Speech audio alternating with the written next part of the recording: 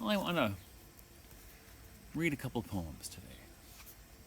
The first, and they're companion pieces, I should add. The first is a translation of a poem attributed to Virgil, the great Roman poet. It's, uh, it's called Copa, which is Latin for barmaid, or waitress, I guess. And critics are unsure whether Virgil really wrote it or not, but it does boast one of the great carpe diem lines at the very end. So let's take it for a spin. The Syrian barmaid has her hair bound by a Greek kerchief, and is skilled at moving to the rhythm of castanets. She dances drunk and loose in the seamy tavern, rattling from her elbows the raucous reeds. What help is it, she asks, to have summer's dust upon you, weary one, when you might sit on a cushion with a drink in hand? Here are potagers and grottos, full carafes and roses, flutes and guitars, and cool shadows beneath a bower of reeds. And look, a girl chatters sweetly under an Arcadian arbor, while fields sing with the sound of the shepherd's pipe.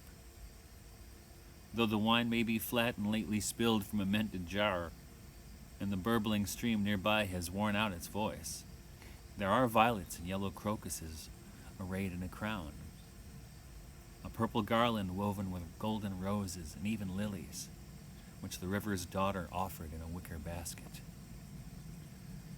There are cheeses, which dry in a basket of rushes, and divine plums ready for the plucking, chestnuts, almonds, and sweetly blushing apples.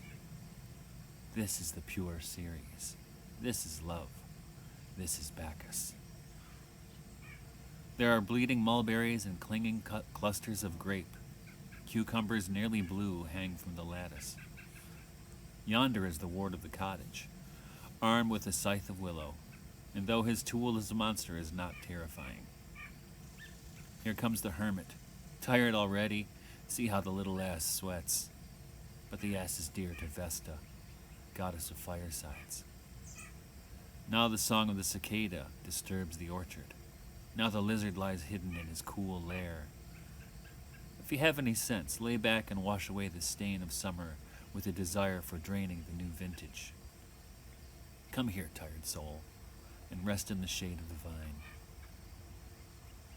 Bind your heavy head with a circlet of roses. Touch the mouth of a pretty girl. To deny this would be to make the ancients frown. For what ungrateful ashes do you keep yourself from the flowery crown? Can it be that you wish to be crowned with a stone? Set the wine in the knuckle bones. They still die who worry about tomorrow. Ah, death plucks your ear. Live, he says. I am coming. And this translation appeared in 2017 in the first volume of Convivium, a fine journal you should get a hold of.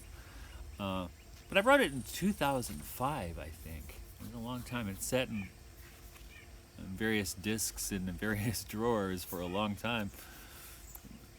Discs, you can tell how long ago that was.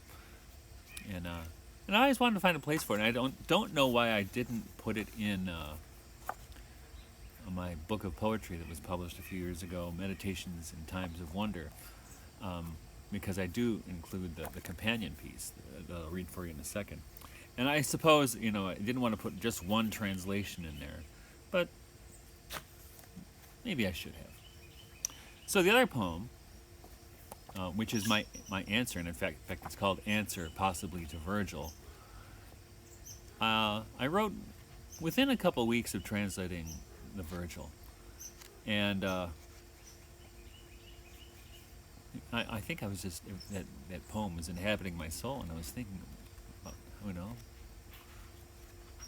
how do I process this poem, this beautiful poem, but in my context, as a Catholic, as a guy from the working class, from Detroit, in winter. How do you process this? And this was published in 2007 in Relief, another fine journal, which you also might want to get a hold of. And let me read it for you. Let me find where it is. It's at the end. Here it is. Answer, possibly to Virgil.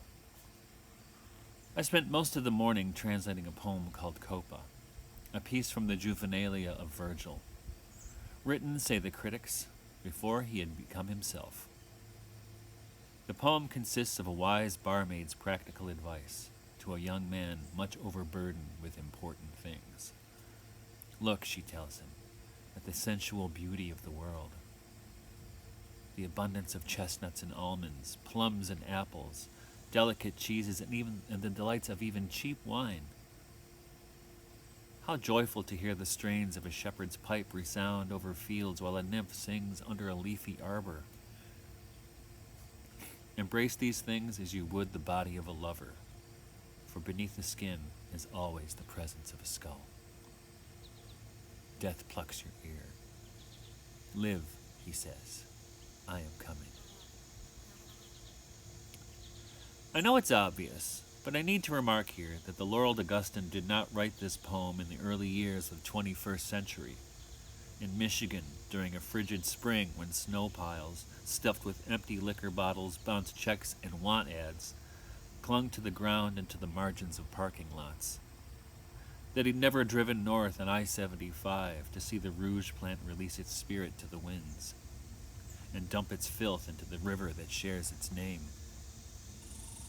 That he did not know Detroit, a city without trees, a city of suffering, where the dead homes of dead auto workers speckle the landscape like bullet holes.